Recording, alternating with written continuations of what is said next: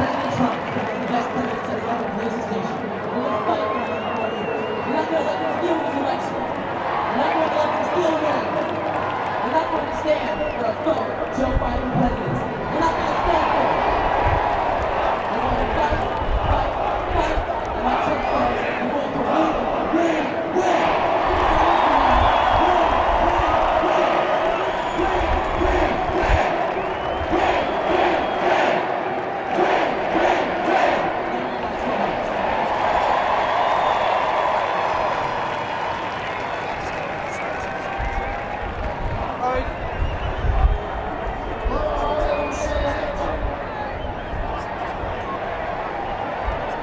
And looking out at what must be about 500,000 people, I want to just take a moment. I want to take a moment to remember somebody that I started out with about 17 years ago who came up here with us today, and he's very much with us today. He's my friend Andrew Brown.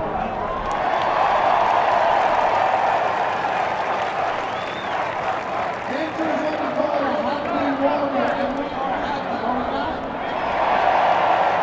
This actually is a peaceful protest, is it not?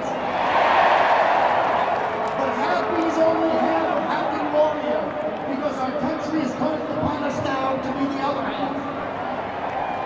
We now need to be warriors. Every generation has had to face an evil of some kind. Typically it's been from abroad, it was foreign, now it's domestic. But our Constitution prepared us for enemies both foreign and domestic. We will fight this fight and we will win this fight, but in order to win, you must first know your enemy. And that's what I've dedicated myself to in my writings and my speeches, is to know, because they didn't just come out of nowhere.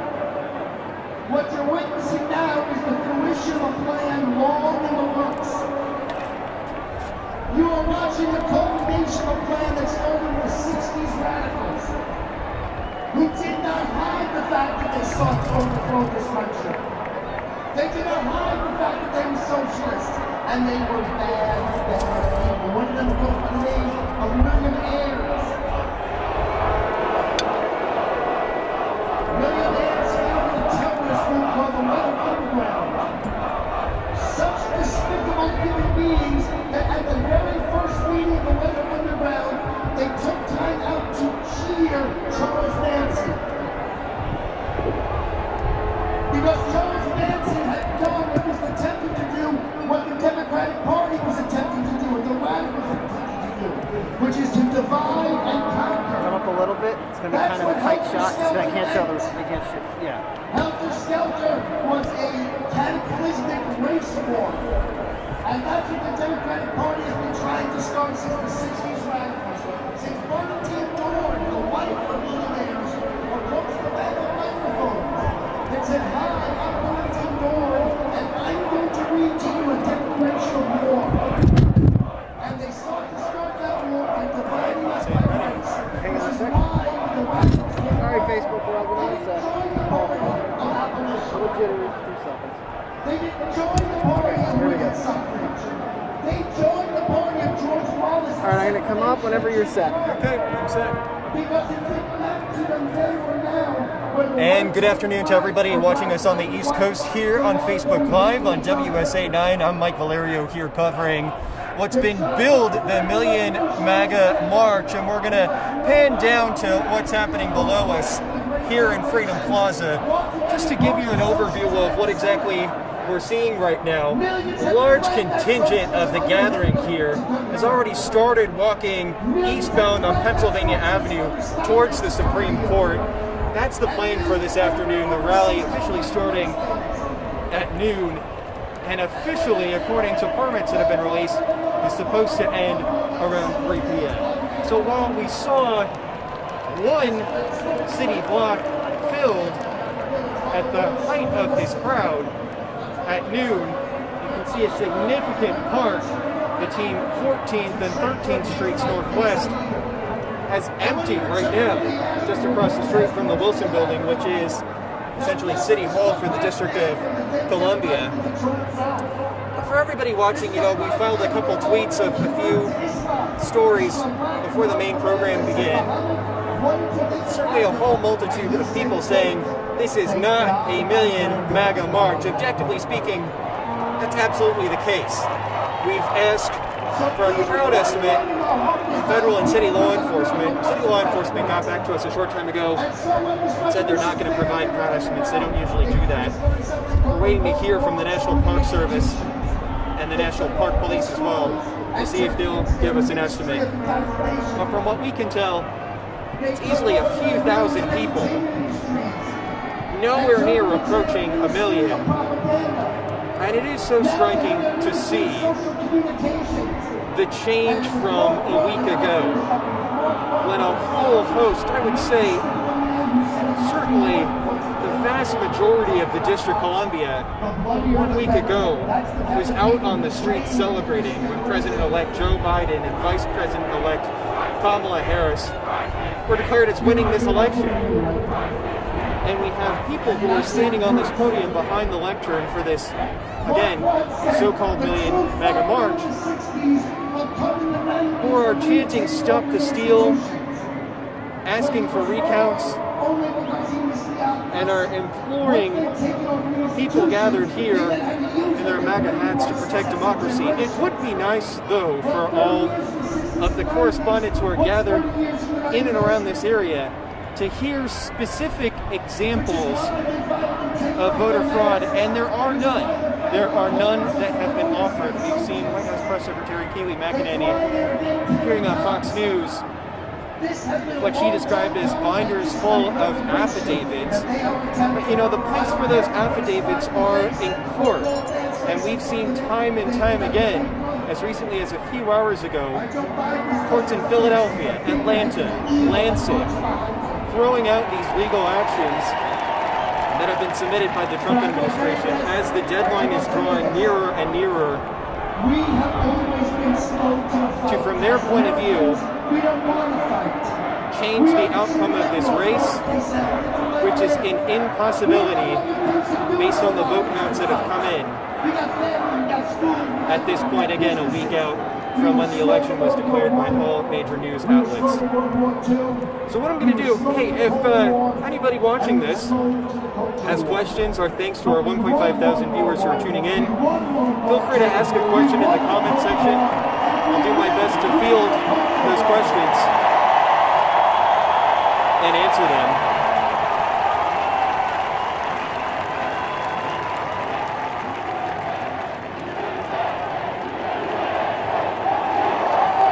But again, what we're seeing here are people from the few, I would say, half-dozen organizations that have come together for this event today, trying to rally the crowd again as time is running out. And time, I would say at this point, certainly has run out.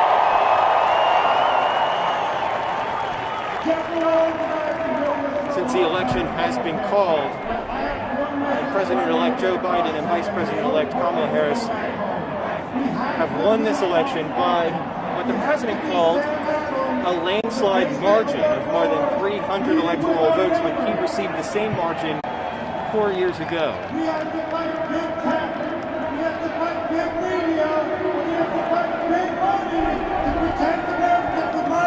Addressing one comment that we've received so far in terms of any kind of criminality, I emailed Metropolitan Police a few minutes ago.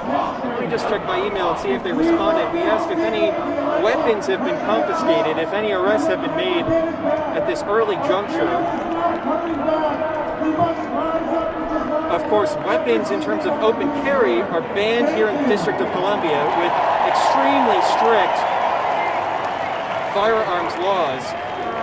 And we just got a response from Metropolitan Police that no arrests have been made at this time. I'm going to pan over to our left. Dave Scarnato's behind the camera. The Trump Law and Order Blue Line American flag banner is moving out of the plaza right now, assumably making its way eastbound on Pennsylvania Avenue towards the Supreme Court. And of course, passing the Trump Hotel. I'm just checking my email to see if we have any other updates. But again, for anybody just joining us, the event is billed as the Million MAGA March. From all evidence and what you can see from your own eyes, certainly falling far short of that moniker.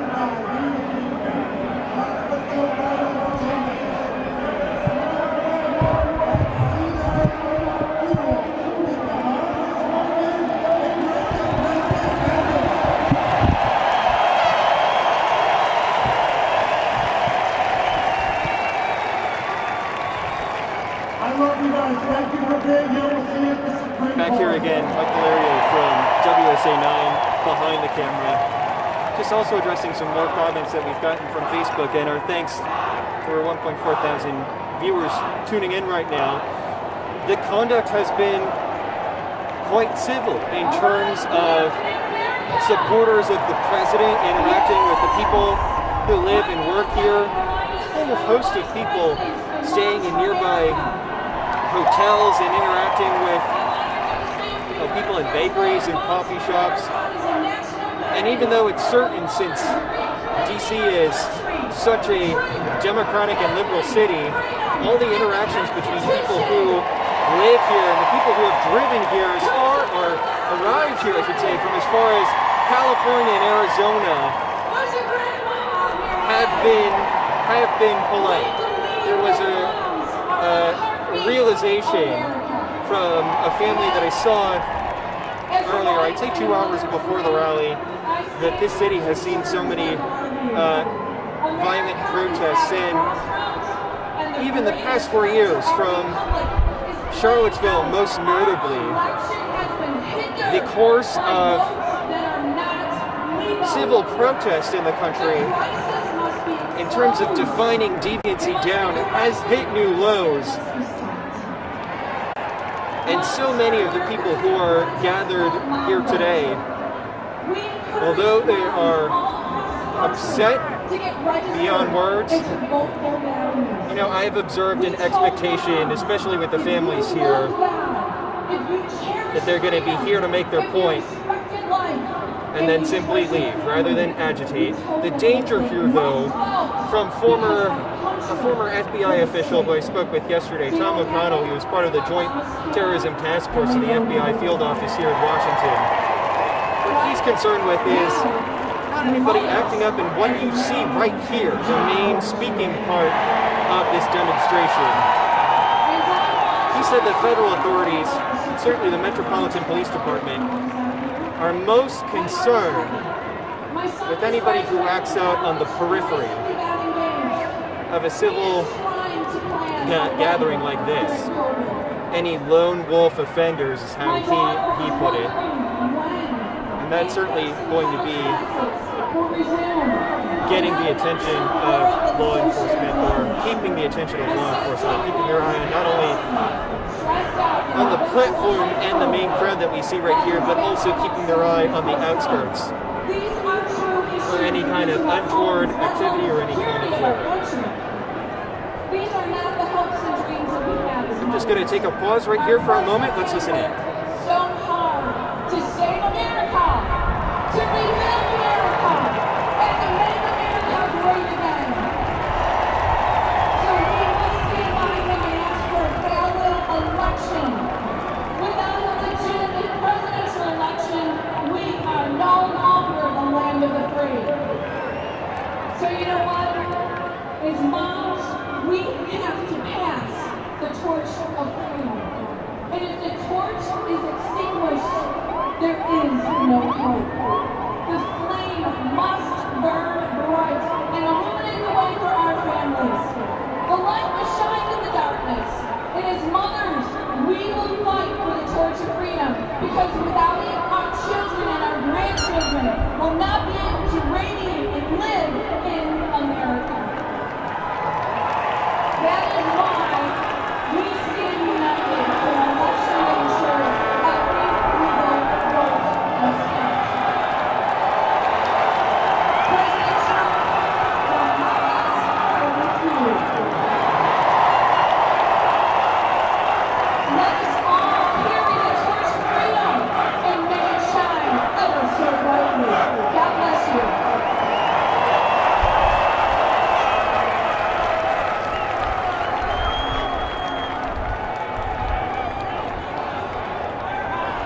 I am so excited to be here. My name is Megan Hart. I'm referred to as the Reagan Maid. I've been all the way back in the Tea Party for 12 years. This is so reminiscent of the Tea Party when we kicked the Democrats' asses in 2010 up and down the ticket. The grassroots decided majority is loud. We are alive and well. We are here to stop the steal.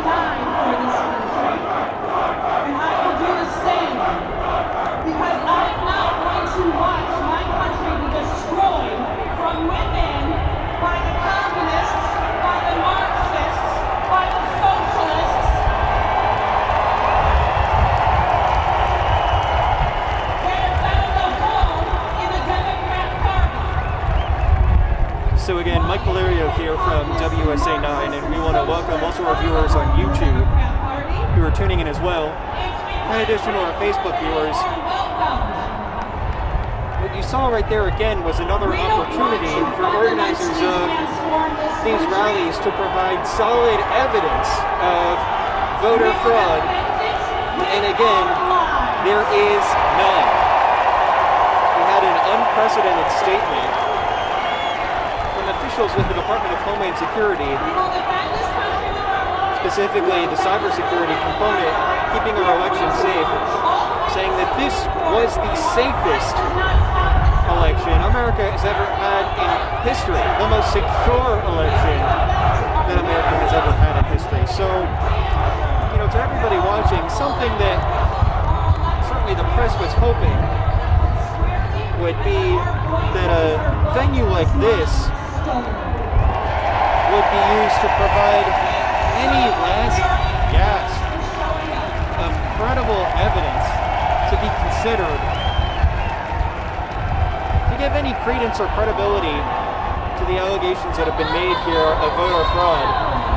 And again, there are none. None have been provided from behind the lectern we've been watching here above Freedom Plaza. We've heard chants of "Stop the Steal." But again, if you haven't provided any evidence of a theft, can an election be stolen? The answer is no. So to give you more of a feel of what we've observed, just barely one city block at the height of the gathering at noon Eastern, filled up between 14th and 13th Streets Northwest. Half of that contingent has now left for the Supreme Court. The permit, the original permit for this event, stood at 50 people. It was expanded shortly before, I believe sometime yesterday, we got official word that it was expanded to 10,000 people. We don't have an official count yet. Metropolitan Police in DC doesn't provide a crowd estimate. The Park Service does sometimes. The last time we asked for an estimate on the 4th of July for the President's 4th of July celebration, one was not provided to us. I'm not expecting one to be provided today, especially if these numbers continue to underperform the White House's and the President's expectations. But we did hear from police again, for anybody just joining us, no arrests at this point have been made. I'm going to check out any questions that have been asked, either in our YouTube section or our Facebook section. If I don't get to them, pardon me, it's a little bright, a little hard to look at the screen, and we'll check back in momentarily. Let me just check out the screen, Steve.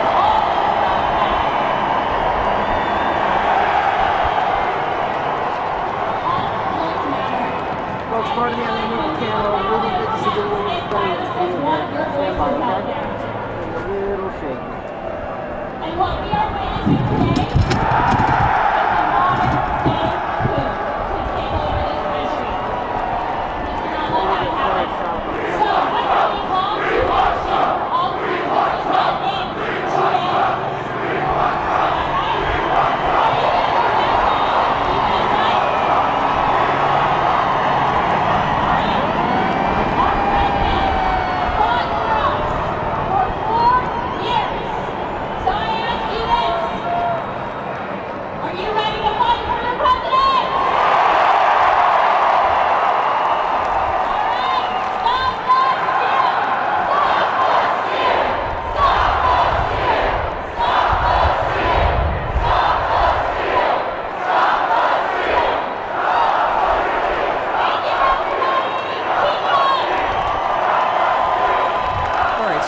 Reposition slightly to give you a slightly different point of view. Something, you know, that just came across my text messages is to address the lack of masks. And certainly we've heard, especially from the White House briefing room, that rallies supported by Democrats, you can think perhaps Black Lives Matter rallies, what we saw in August, you know, there's indelible images around the Lincoln Memorial paying tribute to Dr. Martin Luther King Jr. very few masks. We'll just lay it down there. Very few masks that we've seen. The masks that are being worn, certainly keeping in the theme, American flags, Trump 2020, Trump 2024 masks. And it has been a source of tension. I was describing earlier that people certainly, from my observation, being civil, interacting with each other in terms of DC natives, DC people who work in the restaurants, cafes, hotels around Freedom Plaza here, talking to people who have come from across the country to take part of this rally. So you see, and I'm sure anybody can imagine it, you see employees under a mask order here in the District of Columbia, and people who are walking around like this was the same before February 2020, and MAGA hats, families, moms, dads, daughters. So it certainly was jarring to see this morning, and I'm sure you might be able to tell, based on how much you increase the size of your screen, not that many masks are being worn right here. Let me check back in with the comments again. This is Mike Valerio from WSA 9. We're glad that you're here with us as we observe what's being billed as the Million MAGA March again. For the sake of accuracy, far short of 1 million people, which was expected. More of a marketing term rather than something that was based on the reality of what was expected. This is beautiful. Can we go chant? Stop the steal! Stop the steal! Stop the steal! Stop the steal! Stop the steal! Stop the steal!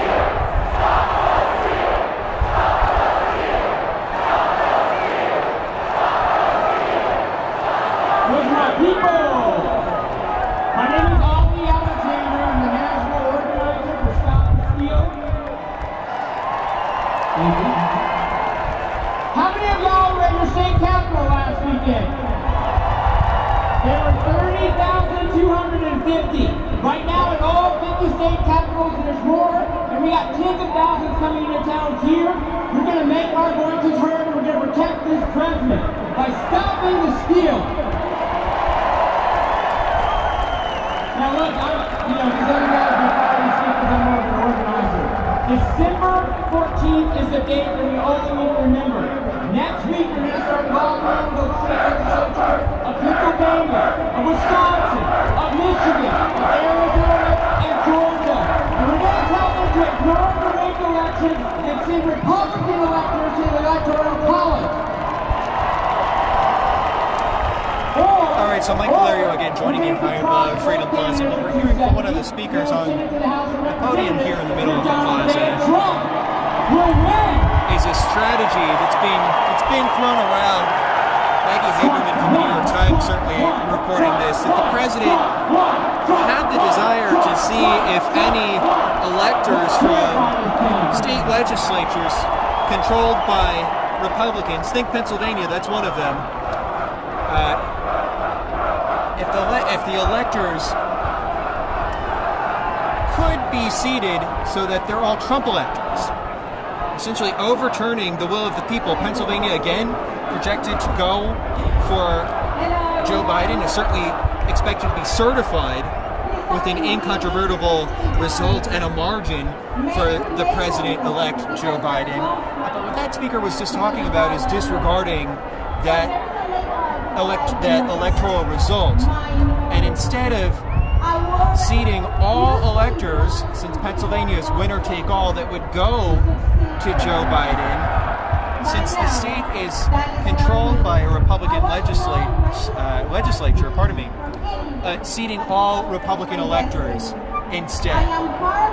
That is a very dangerous, legal, political strategy that has dubious efficacy and dubious, I would say, as I choose my words carefully here, federal law makes it pretty difficult for that strategy indeed to work. So it seems to be kind of a Hail Mary idea that certainly will not work. And furthermore, legislators in Pennsylvania on solid grounds. have come together to reject that idea, telling reporters in Harrisburg that they have little to no appetite of making that happen. You can only think that through to conclusion if Republican electors were appointed in a state like Pennsylvania that went blue, that outrage that would engender, certainly could be analogous to a coup as far as this election is concerned. Again, you heard a Stop the Steal chant before that man went behind the lectern, and no evidence of the steal provided. It's all rhetoric at this point.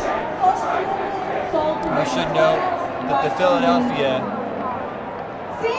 Court of Common Pleas rejected not one but all 5 lawsuits yesterday submitted by the Trump campaign, so they're 0 for 5 in this important battleground state. So when the speakers here are talking about continuing the fight and protecting the president, it's one thing to be speaking that, in the court of public opinion in this arena, but in the legal arena, we've seen time and time again all of these lawsuits being thrown out one by one. Let's listen in once again, and I'll come back in a few moments. We have a long and bumpy journey ahead of us. We all, and I mean Democrats, independents, Republicans, and even those who were too young to vote this time, need to demand a clear election.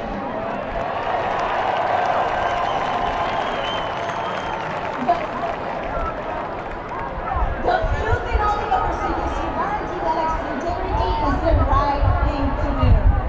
Let's remember that the constitutional process determines the next president, not the biased mainstream media.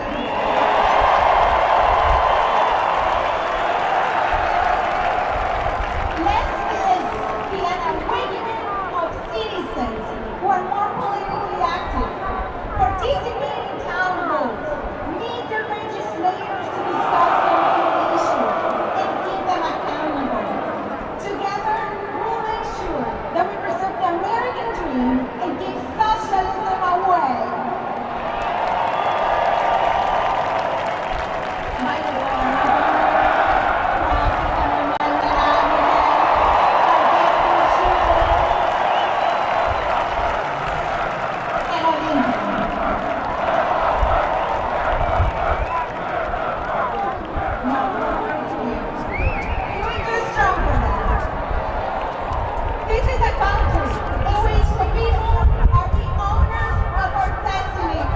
So we're back. Mike Valerio here behind the camera.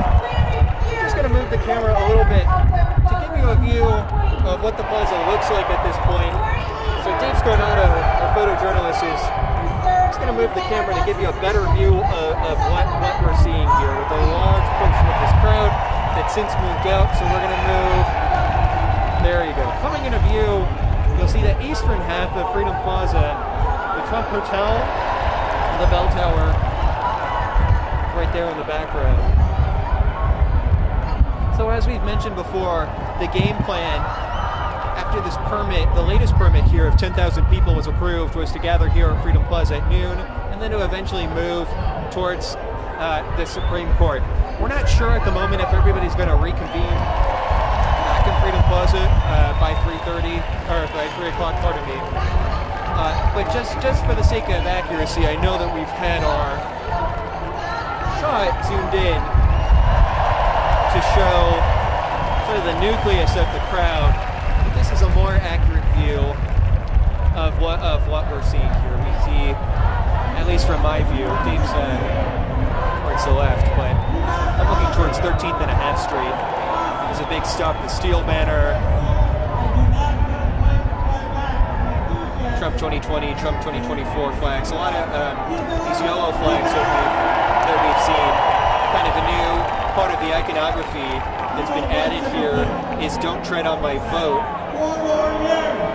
A play off of the "Don't Tread on Me" snake flag from the Revolution, with the snake severed with the 13 colonies.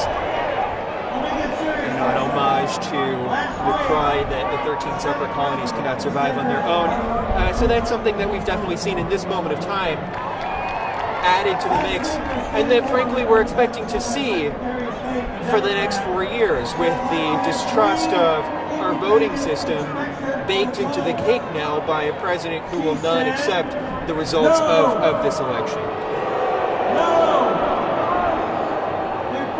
Looking back at Facebook comments again, we just see a lot of reaction, and again, we do appreciate that. This is a forum for everybody to speak what's on their mind civilly, of course. But for anybody watching, if you do have a question, you could enter that in. I'm looking at the Facebook comments now. I know that people can enter their questions into YouTube. If anybody has a question, put them in the comments. I'll do my best to answer, as we're, again, keeping an eye on anything that may happen here and just observing this moment in time of our history here in D.C.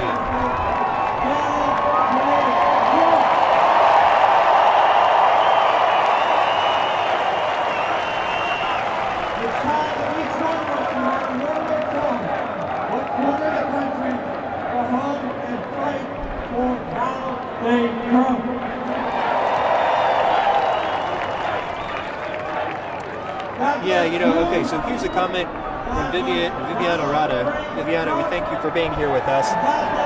Not a lot of people wearing masks. I would say from, just what I looked at walking over here from my place to our perch above Freedom Plaza, I would say maybe a quarter of the people I saw were wearing masks. More so families than people who are older or here on their own.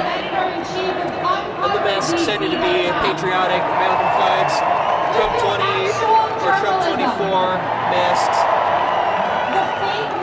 But this is certainly the danger here.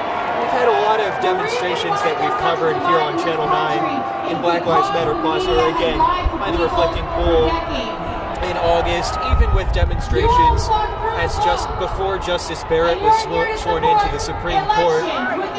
The difference that we saw, aside from the beliefs of supporters, was that everybody was wearing masks. So that's the Democratic and highly right-wing conservative divide that we've seen in so many of these civil gatherings.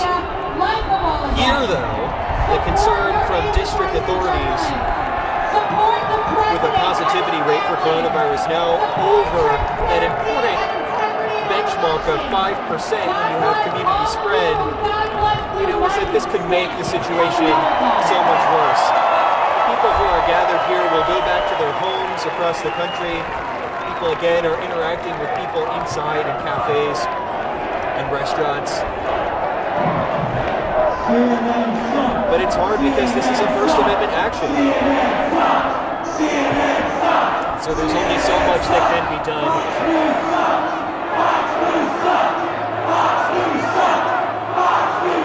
So again, that's the mask situation that we see right here at this hour.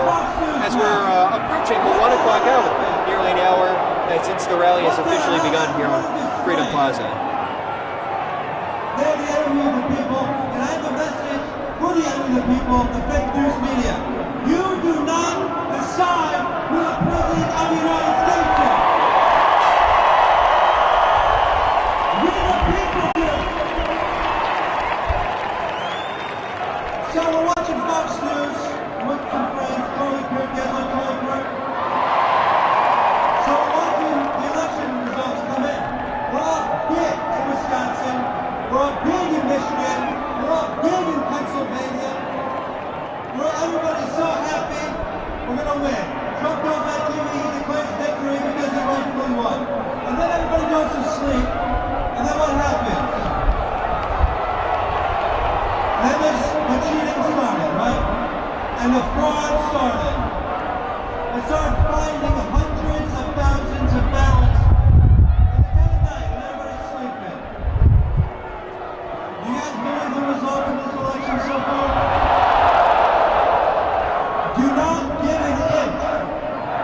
The media, the left, and the establishment Republicans are expecting you to get tired. Are you going to get tired? We're going to fight for President So again, just listening in here, because he's been 4 years fighting for us.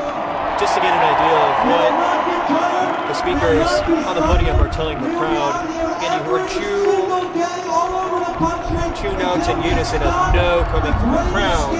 No to believing the results of this election, and no to the call from the speaker asking if they're going to get tired and stop supporting the president. So what we're hearing from the speaker, of course, is the false claim that as soon as the polls closed on election night, the millions of illegal votes came in to tilt the election in the favor of Vice President-elect Joe Biden.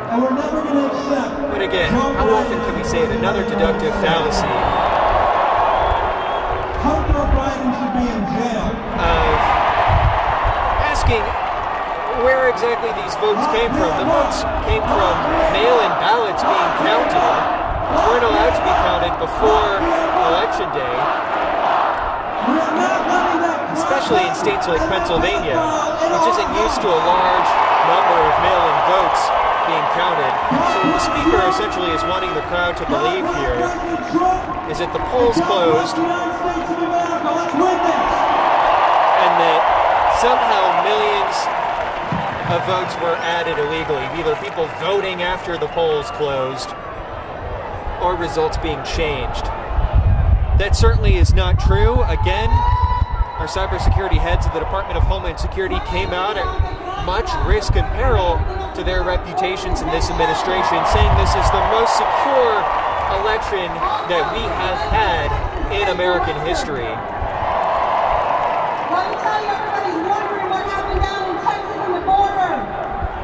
Georgia's Secretary of State, Republican Secretary of State, also echoing the same sentiments and facts that Georgia had its most secure election as well, and that no fraud was found whatsoever. Coming under much fire from Republican Senate hopefuls Kelly Loeffler and David Perdue. Court documents that we've also reviewed and our colleagues have reviewed coming in from Pennsylvania, with Trump lawyers responding to a judge's question saying that they are not alleging voter fraud, but that's a specific legal definition they cannot meet and the facts do not meet at this time. So that's just some more context from what we're hearing. Again, no evidence of voter fraud being presented on this stage here in the nation's capital.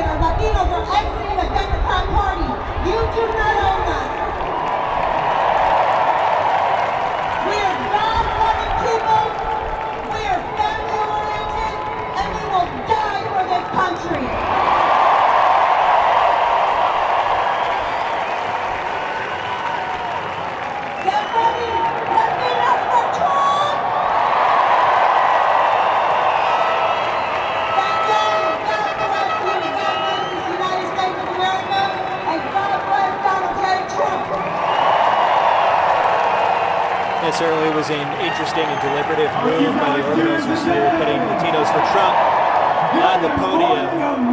Certainly Donald Trump outperforming his votes in Florida with the Cuban community over his margins in 2016, a real problem for Democrats, and absolutely the organizers want to highlight that here, showing that from their point of view the president has a more diverse coalition than what he started with,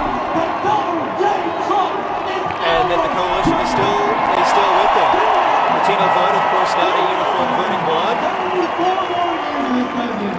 Just a week ago, I was proud to cast the first ballot of my life for this president. And I will not allow that vote to be stolen. I will not allow them to do their nefarious tactics to steal this election away from the American people. Because if we let And as them we're do going it to again, we let them do it wrap up now, our live they'll coverage do here it in about 6 minutes at 1 p.m. Eastern, we got a new notice from the National Park Service, again, that they're not, I shouldn't say again, this is just coming in, that they are not going to provide a crowd estimate. That's what the National Park Service just told us from an email.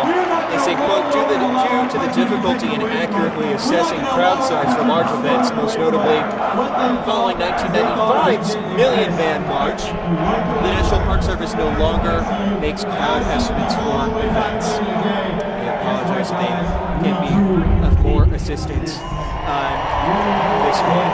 Certainly National Park Service and National Park Police doing a whole lot to make sure that within their capacity everybody stays safe here.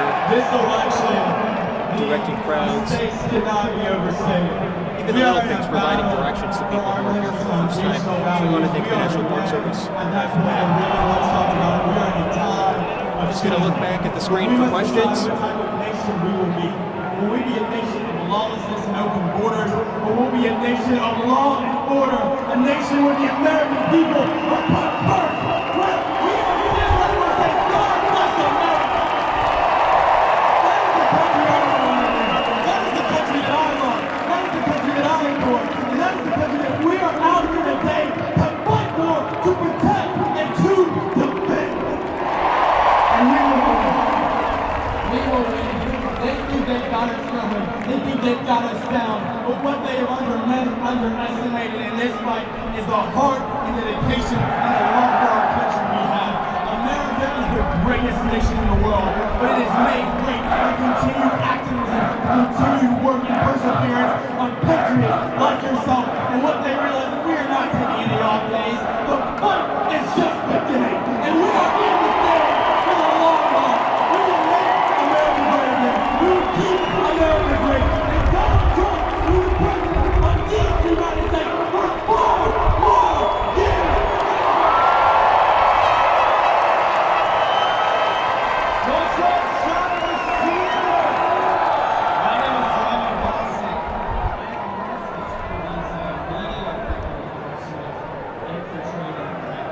And the message is this: we are the majority. Quick fact check there. Speaker on the podium saying we are the majority. President-elect Joe Biden winning this election with a record number of votes. Winning the popular vote. Again, larger than vote totals recorded by Barack Obama in 2008. And the Vice President-elect winning a sizable majority above 300 electoral votes. So the claim we are the majority that we're hearing as we approach the 1 o'clock hour, dubious at best.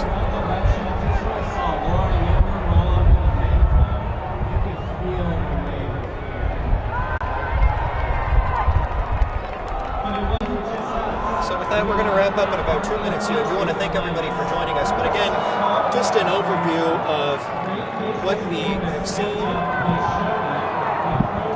what has happened here, an event billed as the Million MAGA March, as we plan to show you the expanse of Freedom Plaza, falling far short of that estimate. The permit that was just updated called for 10,000 people. It's unclear if the crowd ever made it to that mark as well. Organizers and speakers here saying that this is not over, that the president will have another 4 years in office. All facts, all vote counts are guiding this country to the contrary. President-elect Joe Biden and Vice President-elect Kamala Harris are in the throes of their transition.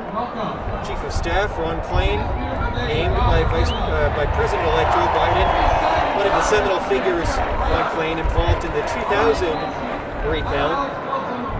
Or to give you more perspective, the margin between Bush and Gore, 537 votes, is what decided that election. Of course, in the Supreme Court.